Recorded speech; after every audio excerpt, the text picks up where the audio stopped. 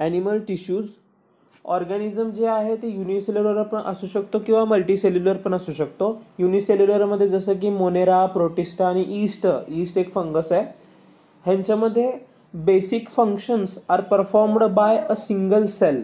पण मल्टीसेल्युलरमध्ये clear division of labour असतं. आपल्या ह्युमन बॉडीमध्ये बिलियन्स ऑफ सेल्स आहेत. सेल्स जे आहेत ते एकत्र येऊन टिश्यू तयार करतात. पहिल्यांदा सेल्सपासून जर्म लेअर तयार होतात. जर्म लेअर स्वतःच एक टिश्यूज आहेत. मग ते त्या जर्म लेअर टिश्यूपासून ऑर्गन्स तयार होतात. ऑर्गनमध्ये फिजिकल आणि केमिकल इंटरॅक्शन आणि सोबतच कॉमन फंक्शन परफॉर्म करत असेल तर त्याचं ऑर्गन सिस्टीम तयार होतं. तर आता नेमकं टिश्यू काय आहे? Tissue is a group of similar cells performing a common function and having same origin along with intercellular substance किंवा matrix is called a tissue. ह्याच्यामध्ये सिमिलर सेल्स आहे ती इसेन्शियल कंडिशन नाही आहे, पण वाक्यामध्ये लिहितात. Structure of cell vary according to their functions. हे cell the unit of life मधलं लाईन आहे. Animal tissues can be classified on the basis of location, structure and function into 4. पहिलं epithelial tissues, connective tissue, muscular आणि neural tissue. Epithelial tissue आहे ते ectodermal, Mizo किंवा endo तिन्ही पण असू शकतात. पण कनेक्टिव्ह आणि मस्क्युलर आहेत ते मिझोडर्मल आहेत. आणि त्या मस्क्युलर टिश्यूमध्ये 2 एक्सेप्शन आहेत. आईजमधले आयरिस आणि सिलियरी मसल्स आहेत ते एक्टोडर्मल आहेत, पण मस्क्युलर आहे ते मिझोडर्मल ओरिजिनचे असतात. आणि न्यूरल टिश्यूज जे आहेत ते एक्टोडर्मल असतात. एक एक्सेप्शन आहे microglia. Microglia is mesodermal origin आहे त्याचं. नंतर आउट ऑफ एनसीईआरटी पॉईंट आहेत. Study of tissue is called histology. हिस्टॉलॉजीचा फादर आहे बायकॅट आणि टर्म मेयरने दिली होती हिस्टॉलॉजी. आणि tissue term was given with respect to animal by Bichat and with respect to plant by एनग्रीव. आता पहिलं type epithelial tissues. Epithelial tissues are simplest of all tissues. They are also known as epithelium. EP म्हणजे upon आणि थेलियल म्हणजे growth. They can have 1 or more layers. They possess म्हणजे ते त्यांचं लायनिंग किंवा covering of some body parts म्हणून काम करतात. They are compactly arranged cells. आता कव्हरिंग आहे म्हणलं आपल्याला कॉम्पॅक्टली अरेंज व्हायला लागणार आहे, त्यामुळे त्यांच्यामध्ये लिटर इंटरसेल्युलर मॅट्रिक्स आहे आणि हे कॉम्पॅक्टली अरेंज्ड आहेत म्हणून हे त्यांच्यामध्ये नसा जाऊ शकत नाहीत, त्यामुळे अवॅस्क्युलर टिश्यूज आहेत हे. आणि हे म्हणजे कुठे डॅमेज झालं की पटकन रिजनरेट व्हायला पाहिजे म्हणून हाय पॉवर ऑफ रिजनरेशन आहे यांच्याकडं. इपिथेलियलचा अर्थ होता अपॉन ग्रोथ. कशाच्या upon growth? Basement membrane made up of glycoproteins ज्यावरती ग्रोथ करते. Basement membrane provide elastic support and anchorage. आणि ग्लायकोप्रोटीन आणि हे जे बेसमेंट मेम्ब्रेन आहे ते 2 लेअरनी तयार झालेले असते, बेसल लॅमिना आणि reticular lamina. Free surface either faces body fluids or outside environment epithelial टिश्यूचं. नंतर blood supply through connective tissue by diffusion. हे एक पॉईंट आहे. आता आपण इपिथेलियल टिश्यूज आहेत त्यांचे प्रकार बघू. Epithelial tissues on the number of layers of cells वरून 2 डिवाइड होतात, सिम्पल इपिथेलियम आणि कंपाऊंड इपिथेलियम. सिम्पलमध्ये सिंगल लेअर ऑफ इपिथेलियम असते, कंपाऊंडमध्ये मल्टिपल लेयर्स असतात. मग सिम्पल इपिथेलियममध्ये प्रायमरीली 3च आहेत. कोणते? सिम्पल स्क्वॅमस, सिम्पल क्युबॉइडल आणि सिम्पल कॉलमनार. सिम्पल स्क्वॅमस जे आहेत ते फ्लॅटेंड सेल्स आहेत, सिम्पल क्युबॉइडल क्यूब लाईक आहेत आणि सिम्पल कॉलमनार आहेत ते टॉल अँड स्लेंडर सेल्स आहेत. सिम्पल स्क्वॅमसची बाउंड्रीज आहेत ते इरेग्युलर आहेत, त्यामुळे ते असं पेवमेंट सारखं फिट होतं म्हणून त्याचं नाव पेवमेंट आणि किंवा टेस्लेटेड इपिथेलियम असं पण आहे. आणि सिम्पल कॉलमनार जे आहे त्याचं न्यूक्लियस जे आहे ते ॲट द बेस असतं आणि इलॉंगेटेड असतं थोडं. सिम्पल स्क्वॅमसचं फंक्शन आपलं डिफ्युजन बाउंड्री बनवण्याचं आहे आणि सिम्पल क्युबॉइडल आणि सिम्पल कॉलमनार आहेत त्यांचं सिक्रेशन आणि ॲब्झॉर्प्शनमध्ये रोल असतं. आता यांचे एक्झाम्पल्स बघू. सिम्पल स्क्वॅमसचं डिफ्युजन बाउंड्री आहे म्हणल्यावर आपलं एंडोथेलियम ऑफ ब्लड वेसल्स येतं, ॲल्व्हेओलाई ऑफ लंग्स येतं, नंतर बाउमन्स कॅप्सूल, हेनलेज लूप आणि लिम्फ वेसल्स हे पण येतात. सिम्पल क्युबॉइडलचं एक्झाम्पल बघितलं तर ट्युब्युलर पार्ट ऑफ नेफ्रॉन म्हणजे PCT आणि DCT हे असतात. Ducts of glands, various glands आणि जर्मिनल इपिथिलियम आणि थायरॉइड फॉलिकल्स हे त्याचे एक्झाम्पल आहेत. सिम्पल कॉलमनारचे एक्झाम्पल आहेत स्टमक, इंटेस्टाईन आणि ब्रॉन्कायॉल्स, लार्जर ब्रॉन्कायॉल्स. या सिम्पलमधले सिम्पल क्युबॉइडल आणि सिम्पल कॉलमनार आहेत. सम क्युबॉइडल अँड कॉलमनार इपिथिलियल त्यांचं फ्री सरफेसला मॉडिफिकेशन होतं आणि 2 प्रकारचे अजून स्पेशलाइज्ड टिश्यू तयार होतं. म्हणजे स्पेशलाइज्ड नाही आहेत ते, इपिथिलियल टिश्यूज आहेत पण स्पेशल आहेत. मग ते ब्रश बॉर्डर्ड इपिथिलियम आणि सिलिएटेड इपिथिलियम. ब्रश बॉर्डर्ड इपिथिलियममध्ये मायक्रोविलाय असतात which are infoldings of plasma membrane. मग आता हे मायक्रोविलाय जे आहे ते ॲब्झॉर्प्शनचं काम करतात. मग ॲब्झॉर्प्शन आपलं एकतर किडनीमध्ये होतं आणि आपलं इंटेस्टाईनमध्ये पण होतं. मग किडनीमध्ये क्युबॉइडल आपल्याला माहिती आहे, cuboidal tubular part of nephron PCT आणि DCT मध्ये क्युबॉइडल होतं. म्हणून PCT ऑफ किडनीमध्ये क्युबॉइडल ब्रश बॉर्डर्ड इपिथिलियम येते. आणि कॉलमनार जे आहे कॉलमनार ब्रश बॉर्डर्ड इपिथिलियम आहे ते स्मॉल इंटेस्टाईनमध्ये असते. आणि दुसरा प्रकार होतो सिलिएटेड इपिथिलियम. सिलिएटेड इपिथिलियम थोडक्यातच हॉलो ऑर्गन्समध्येच होणार आहे, युनिडायरेक्शनल फ्लो ऑफ सबस्टन्स करण्यासाठी. मग सिलिएटेडमध्ये क्युबॉइडल ते स्मॉलर ब्रॉन्कायॉल्समध्ये असतात, म्युकसचं मुवमेंट करतात. आणि कॉलमनारमध्ये बघितलं, कॉलमनार सिलिएटेड इपिथिलियम तर ती फॅलोपियन ट्यूबमध्ये असते ओव्हम आणि झायगॉटचं मुवमेंटसाठी. अजून या क्युबॉइडल आणि कॉलमनार इपिथिलियमच्या मॉडिफिकेशनने ग्लँड्युलर इपिथिलियम तयार होते. ग्लँड्युलर इपिथिलियमचे आपण 3 पद्धतीने त्याला वाटू शकतो. पहिली पद्धत नंबर ऑफ सेल्सवरनं. युनिसेल्युलर जे आहे, युनिसेल्युलरमध्ये गॉबलेट सेल्स येतात of elementary canal, mucus release करणारे ग्लँड्स आहेत हे. आणि हे जे आहे ते मॉडिफाईड कॉलमनार आहेत. हे जे मॉडिफाईड कॉलमनार हे PYQ आहे. नंतर मल्टीसेल्युलरमध्ये सलायव्हरी ग्लँड येतं, सलायव्हरी ग्लँड, मॅमरी ग्लँड हे दोन्ही कंपाऊंड आहेत. आणि स्वेट ग्लँड आणि गॅस्ट्रिक ग्लँड आहेत ते सिम्पल आहेत. हे सिम्पल आणि कंपाऊंड ब्रांचिंग ऑफ डक्ट्सवरनं ठरवलेलं आहे. नंतर ग्लँड्युलर सेकंड मेथड आहे mode of pouring of secretion, म्हणजे एक्झोक्राइन आणि endocrine. Endocrine ductless hormone producing, exocrine त्यांनी थ्रू डक्ट आपलं सिक्रेशन करतात. मग ह्याचं एक्झाम्पल सलायव्हरी ग्लँड आहे, सेबॅशियस, स्वेट ग्लँड, मेमरी आणि डायजेस्टिव्ह ग्लँड्स वगैरे वगैरे. अजून तिसरी पद्धत वाटण्याची यांना अक्राइन किंवा मिझोक्राइन, अक्राइन आणि मिरोक्राइन, नंतर अपाक्राइन आणि holocrine. Eccrine merocrine secretion by simple diffusion असतं एक्झोसायटोसिसनी. ह्याचं एक्झाम्पल आहे सलायव्हरी ग्लँड, स्वेट ग्लँड आणि पॅनक्रियाज. आणि अपाक्राइनमध्ये बघायला गेलं तर ॲपिकल पोर्शन डिस्चार्ज होतं, ते जे काय सिक्रिशन आहे त्यासोबत. ह्याचं एक्झाम्पल आहे मॅमरी ग्लँड. आणि होलोक्राइन ह्याच्यामध्ये whole cell with secretion shed होतं, ह्याचं एक्झाम्पल आहे सेबॅशियस ग्लँड. हे सगळं झालं सिम्पल इपिथिलियम म्हणजे सिंगल लेअर होतं.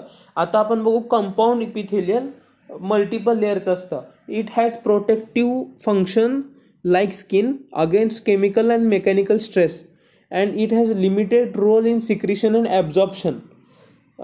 मल्टीलेअर आहे मला सिक्रेशन ॲब्झॉर्प्शन प्रॉब्लेम येतं.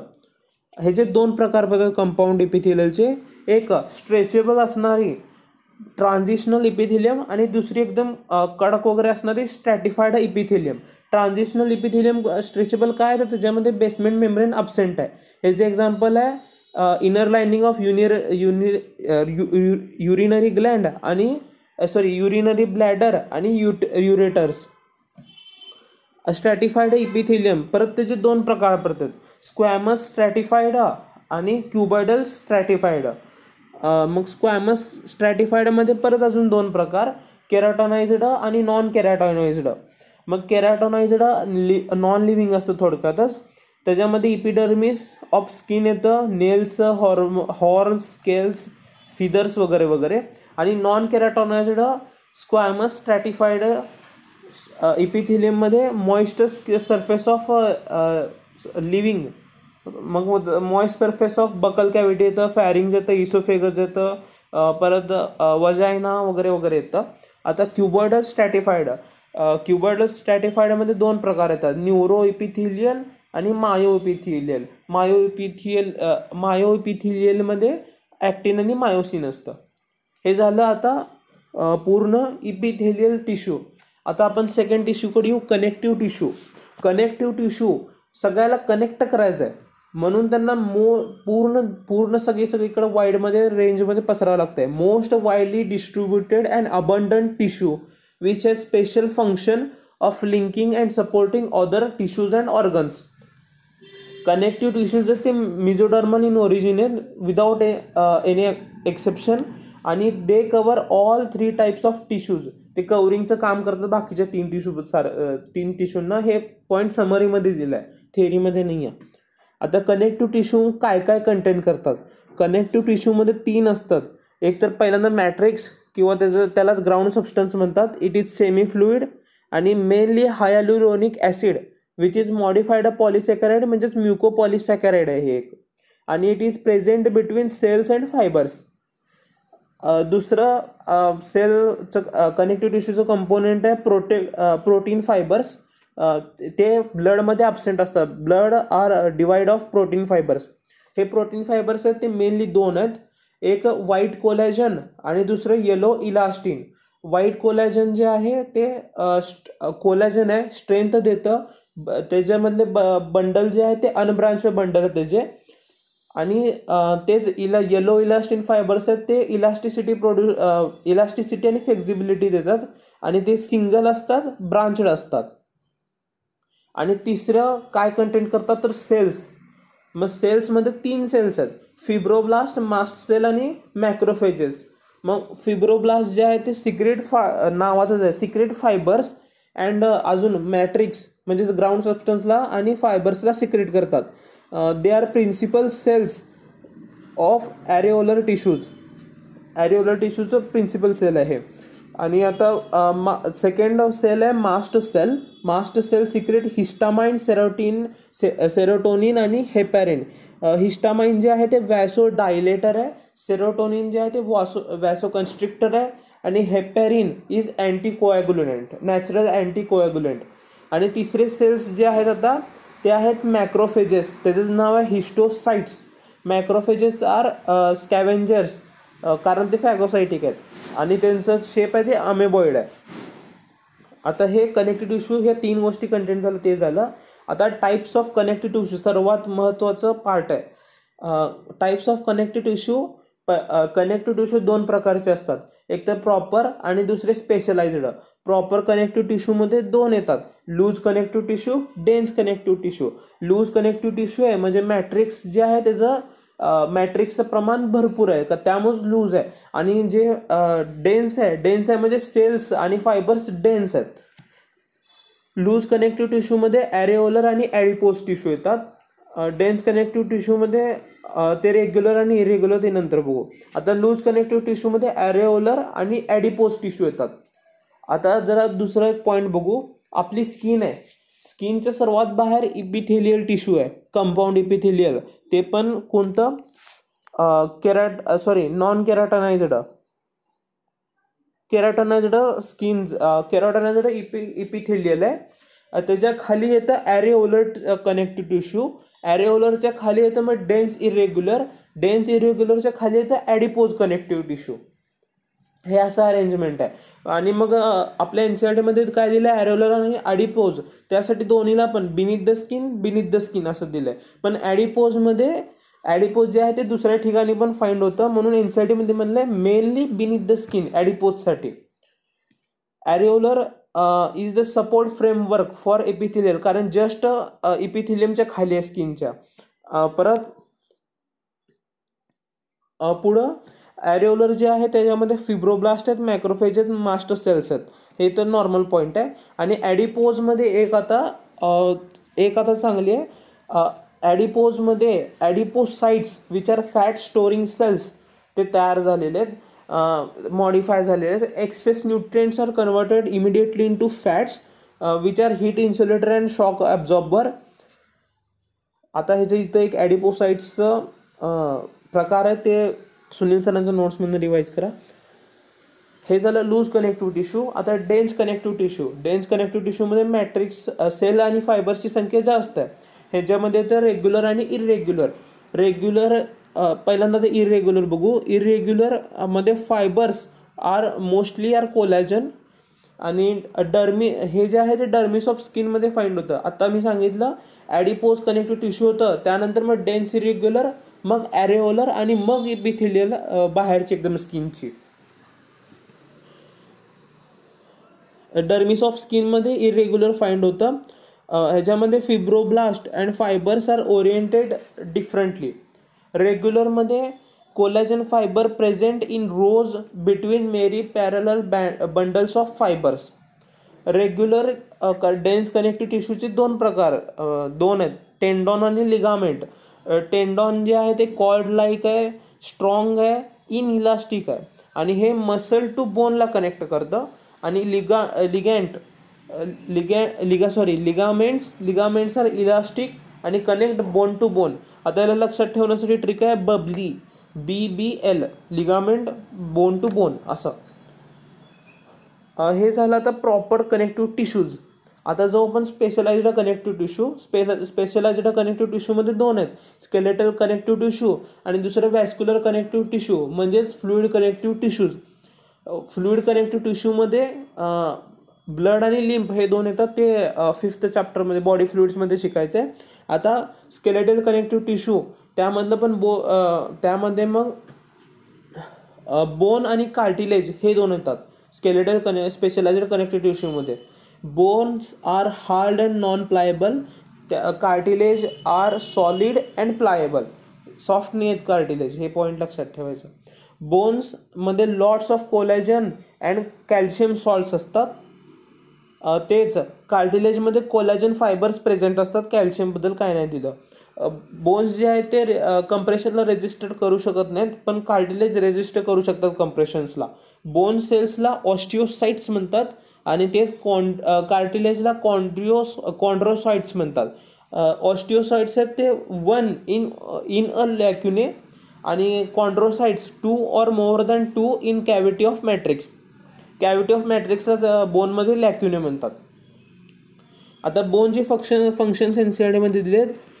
Main tissue providing structural framework, protect software tissues and organs. नंतर long bones like leg bones सर्व weight bearing functions, interact with skeletal muscles and bring movements.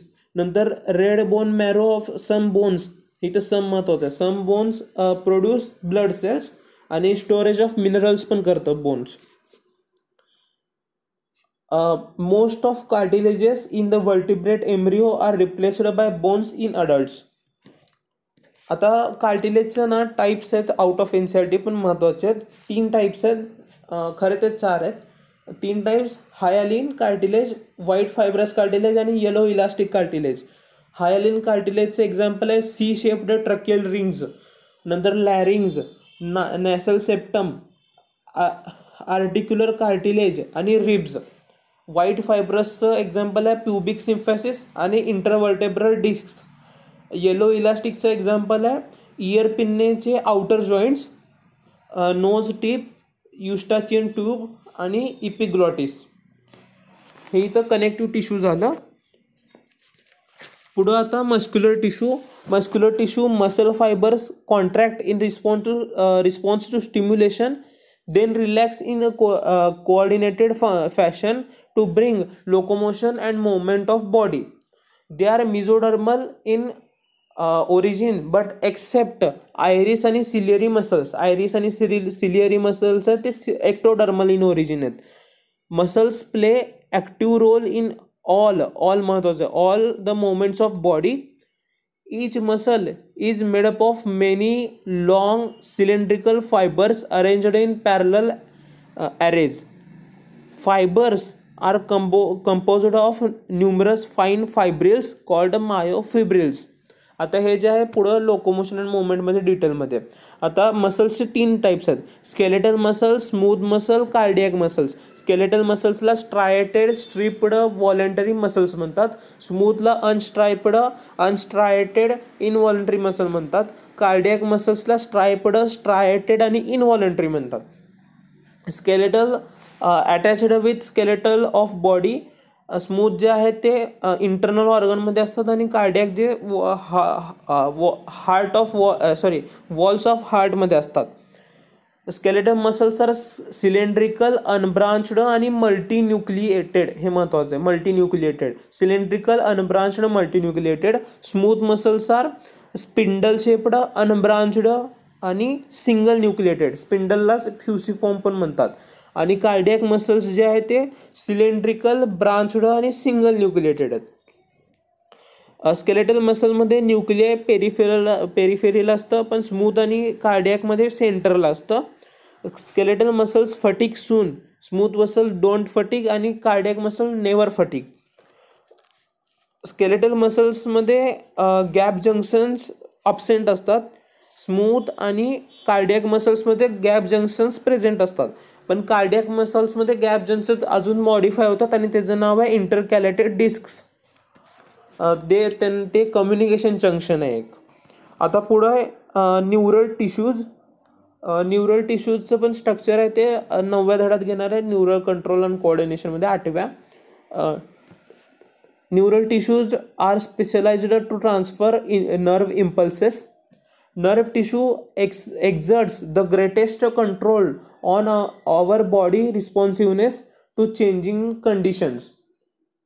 Neural tissues आहेत ते ectodermal आहेत except microglial cells.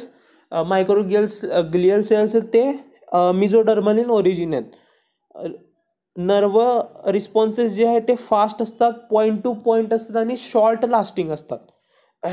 Nerve tissues मध्ये 2 cells असतात, एक तर main hero neuron आणि त्याचे सपोर्टर न्यूरोग्लियल सेल्स.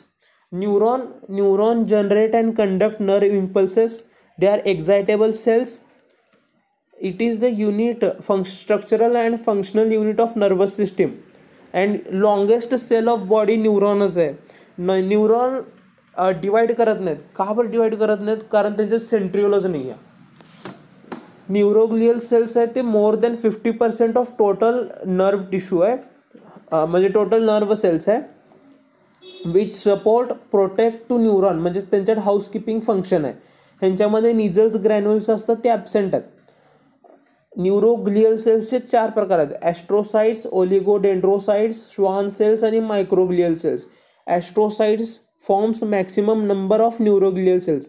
एकतर नर्व टिश्यूचं मोर दॅन 50% न्यूरोग्लियल सेल्स आहे आणि त्यामध्ये पण ॲस्ट्रोसाइट्स त्यामध्ये मॅक्सिमम आहे. आणि ॲस्ट्रोसाइट्स आहेत ते forms blood brain barrier, blood neuron barrier, म्हणजे ब्लड पास करू नये म्हणून. दुसरा प्रकार आहे ओलिगोडेंड्रोसाइट्स. ओलिगो आहे, फ्यू इन नंबरच आहेत. Form myelin sheath around CNS मध्ये मायलिन शीथ ह्यांनी फॉर्म करतात आणि PNS मध्ये मायलिन शीथ एक्झॉनच्या अराउंड श्वान सेल्स तयार करतात. आणि चौथा प्रकार आहे microglial cells. Microglial cells are smallest neuroglial cells which are phagocytic in nature. आणि ह्यांचं मी अगोदर सांगितलं दे आर मिझोडर्मल इन ओरिजिन आणि बाकी सगळे nerve tissue ectodermal in origin.